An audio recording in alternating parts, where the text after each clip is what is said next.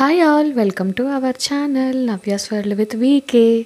నేను మీ ముందుకి ఈరోజు యమ్మీ మిల్లెట్ కిచడీతో వచ్చేసానండి. సో మిల్లెట్స్ గురించి మనందరికీ తెలుసు, అవి ఎంత హెల్దీనో, కానీ మనం రొటీన్గా తినాలంటే మాత్రం అసలు తినలేము. సో అందుకని మనం ఇట్లా వెరైటీగా ఏమైనా ట్రై చేయవచ్చు కాబట్టి నేను ఈరోజు వెరైటీగా మిల్లెట్ కిచడీతో మీ ముందుకు వచ్చేసాను. సో దీనికి కావాల్సిన పదార్థాలు ఏంటి అనేది మనం చూద్దాము. ముందుగా ఏంటంటే మిల్లెట్స్ అనేవి మనం 10 hours వరకు నానబెట్టుకోవాలండి. నానబెట్టుకొని దాన్ని మనము కొద్దిగా సాల్ట్ వేసి ఉడికించి పెట్టుకోవాలి. సో ఇప్పుడు మనం వీటికి కావాల్సిన పదార్థాలు ఏంటి అనేది చూద్దాం మన మిల్లెట్ కిచడీకి. సో ఇక్కడ ఏంటంటే నూనె, లైట్గా సాల్ట్ అండ్ మసాలా దినుసులు, మసాలా పౌడర్, ఉడికించి పెట్టుకున్న కొర్రలు, అలాగే తరిగిన ఉల్లిపాయ ముక్కలు, తరిగిన బంగాళదుంప, టొమాటో ముక్కలు, అల్లం వెల్లుల్లి పేస్ట్, సో తురిమిన క్యారెట్, నానబెట్టుకున్న పెసరపప్పు, కొత్తిమీర అండ్ కరివేపాకు. సో ఇట్లా నేను వెంటనే బాండీ పెట్టేసుకున్నానండి. దానిలో ఆయిల్ కూడా వేసేసుకున్నాను. సో ఆయిల్ వేసుకున్నాక లైట్గా మసాలా దినుసులు కూడా యాడ్ చేసుకున్నాను. సో మసాలా దినుసులు యాడ్ చేసుకున్నాక మనం కొద్దిగా టైం వెయిట్ చేయాలి కదా. సో అది ఎందుకంటే కొద్దిగా మనం వేసుకునే మసాలా దినుసులు ఫ్రై అవ్వాలి కాబట్టి సో చిటపట్లాడే సౌండ్ వచ్చేంత వరకు వెయిట్ చేస్తున్నానండి. సో చిటపట్లాడే సౌండ్ వస్తుంది మెల్లిమెల్లిగా. సో వస్తుంది కాబట్టి ఫస్ట్గా కొత్తిమీర, కరివేపాకు వేసేసుకున్నాను. ఇది కూడా మనకి కొద్దిగా చిటపట్లాడాలి. సో చిటపట్లాడిన తర్వాత మెల్లిగా మనం తరిగిన ఉల్లిపాయ, పచ్చిమిరపకాయ ముక్కలు ఏవైతే ఉన్నాయో అవి నేను వేసేసుకుంటున్నాను. సో ఇప్పుడు మన ఉల్లిపాయ, పచ్చిమిరపకాయ ముక్కలు ఏదైతే వేసుకున్నానో అవి లైట్గా ఫ్రై అవ్వాలి. సో ఫ్రై అయ్యేంత వరకు వెయిట్ చేయాలి.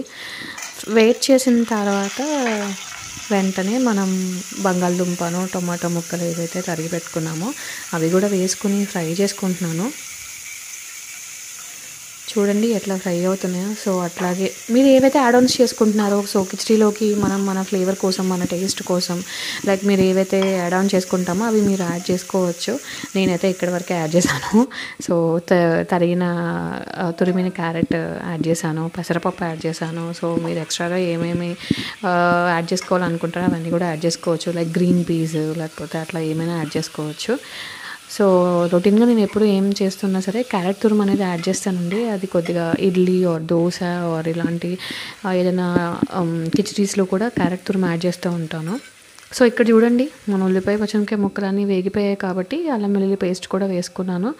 సో అల్లం వెల్లుల్లి పేస్ట్ వేసేసుకుని వెంటనే మనం ఫ్రై చేసుకుని మనం ఉడికించుకున్న కొరలు ఏవైతే ఉన్నాయో వాటిని కూడా వేసేసుకుంటున్నాం. సో ఇక్కడ చూడండి నాకు ఎవరు హెల్ప్ చేస్తున్నారో, మన విఖ్యాత్ కార్తికేయ అనే మన వీకే గారు మనకి హెల్ప్ చేస్తున్నారు ఇక్కడ.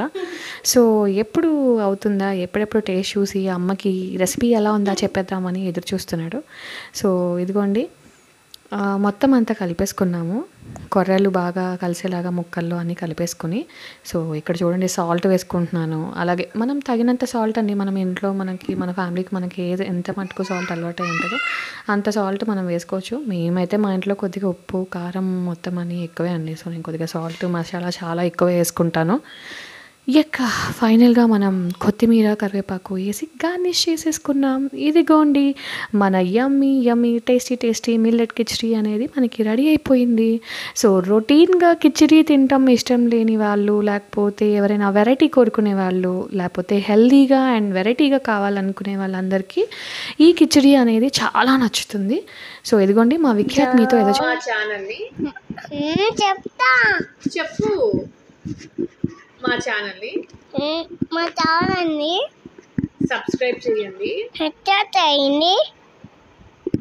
లైక్ చేయండి, కమెంట్ చేయండి, షేర్ చేయండి. సో కార్తికేయ ఇక్కడ ఏం చెప్తున్నాడంటే వాళ్ళ మమ్మీ ఛానల్ని సబ్స్క్రైబ్ చేసుకోండి, వీడియోస్ని లైక్ చేయండి, కామెంట్ చేయండి, షేర్ చేయండి అని వాళ్ళ మమ్మీ కోసం చిన్న ప్రయత్నం చేశాడు.